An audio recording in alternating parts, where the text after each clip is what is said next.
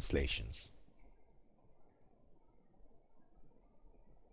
We have to make sure that all the instructions we use writing this shellcode are represented with characters which are in the allowed character set.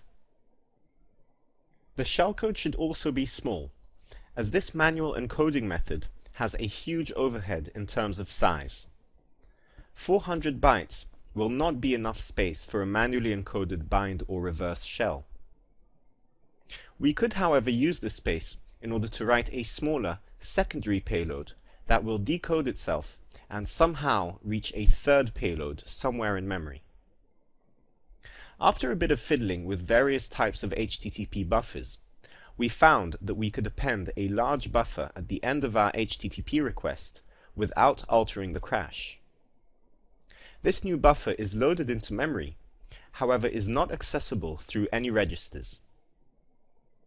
Taking all of this into account, it sounds like we'll need to use an egg hunter once again as our secondary payload.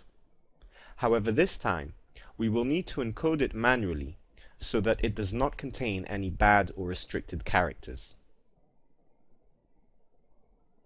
Before we continue, I'd like to quickly fix up our Python exploit and add a dummy buffer for our third stage shellcode. We will recycle the egg hunter shellcode we used in a previous module. I'll quickly do that.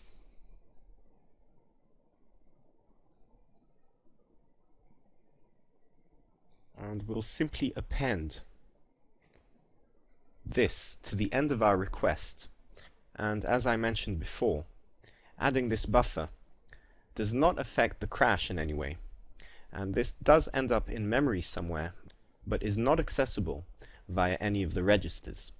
Let's try running this and see that everything works as expected.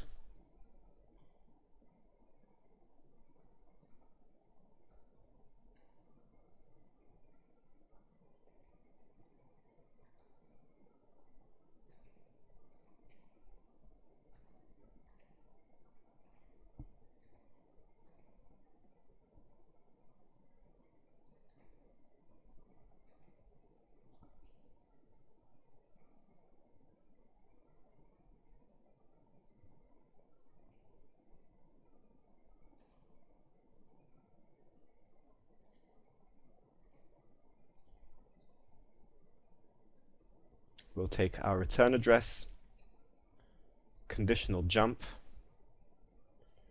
We now land at this location. And once again, we are free to write our shellcode here. Let's take a quick look at the memory space where our third payload has ended. We'll search for our egg, much like the egg hunter does.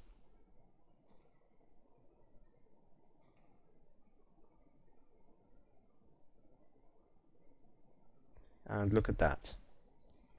We found our third payload somewhere at this address, and we see that we've got all of this unhindered space. Now, the interesting part about this third payload is that it does not have the same restrictions as our second stage payload. As long as we use standard alphanumeric characters, we can have any type shellcode we like here, without having to worry too much about restricted characters. So this is ideal for us.